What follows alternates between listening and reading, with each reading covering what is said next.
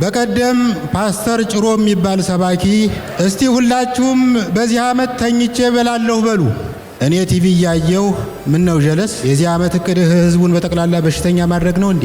ሰው መቀመጫውን ካልታመመ በቀር እንዴት ተኝቶ ይበላል?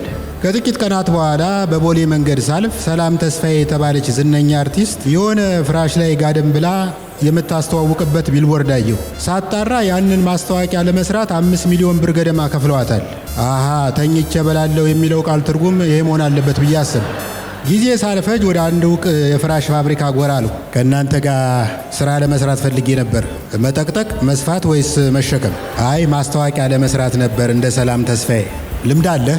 አዎ የመኝታ ልምድ አለኝ። ማስታወቂያ የምናሰራው በቆንጆ ሴት አርቲስቶች ነው። እንዳለመታደል ሆኖ ቆንጆ ሴት አርቲስት አይደለሁም። ይሁን እንጂ ቆንጆ ሴት አርቲስቶች አጠገብ በመቆም ወይም በመተኛት የበለጠ ቆንጆ ሆነው እንዲታዩ ማድረግ እችላለሁ። ጥሩ፣ የማስታወቂያውን ሐሳብ እኔ እሰጥሃለሁ። ምንድነው የምታደርገው? የንግድ ባንክ ያሰራው አዲሱ ህንፃን አወቅከው? 12ኛው ፎቅ ላይ ወጥተህ ትቆማለህ።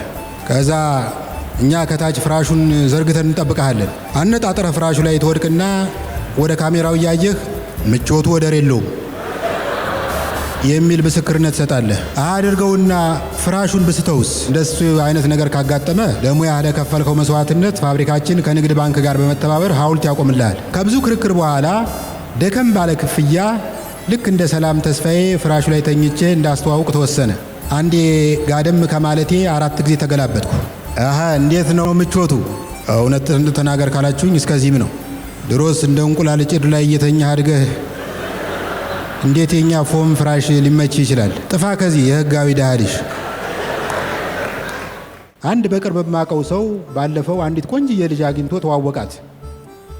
ተዋወቃት። ከዚያ ከቤተሰብ ጋር እንኳን ሳያስተዋውቃት ፈለገ ሊወቃት። ሳልፈልግ ነው የገጠመብኝ። የሆነ ቀን ክትፎ ጋበዛት፣ ቢራም ጠጣች።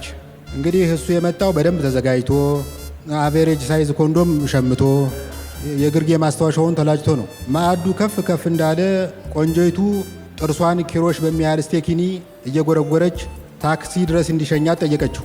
ልጁ የመሄዷ ነገር ቁርጥ መሆኑን ሲረዳ በልተሽ ጠጥተሽ ልትሄጂ ነው? ምን ቀረ ልታስመዝነኝ ነው? በቀደም ከሌሊቱ 11 ተኩል ከእንቅልፍ የተነሳው አንደኛው ስሜቴ በውቄ ተነስ ወንድሁን ወደ ስፖርት ቤት ሂድ አለኝ።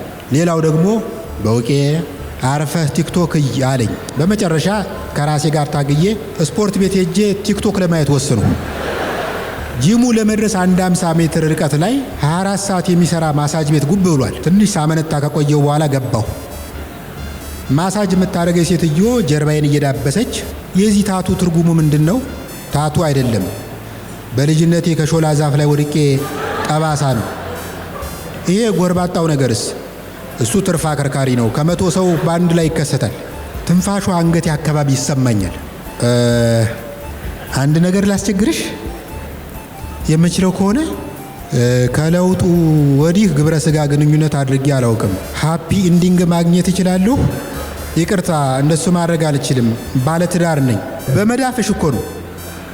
ባሌ ከነ መዳፌ ነው ያገባኝ። ይሄ ከብልግና ጋር የተገናኘ አይደለም አልኳት። የሕክምና እርዳታ እንደሚሰጥ ራስሽን ቁጠሪው። ወይ አለ አይደል የሰው ሕፃን እንደሚያስገሳ ሞግዚት ራስሽን ቁጠሪው። ከስንት ክርክር በኋላ ተረታች። በወይራ ዘይት ላድርግልህ? ከተመቸሽ የመኪና ዘይት ራሱ ልትጠቀሚ ትችላለሽ። ከግማሽ ሰዓት በኋላ የጂም ሻንጣዬን ተሸክሜ ጎብጬ በቺቺኒያ ሳልፍ አሰለፈች በር ላይ አንዲት ሴት ቆማለች። ሃንጎቨር በተጫጫነው ድምፅ አባቱ ናግባ የተባረከ ይሁን። አሁን መጣሁ።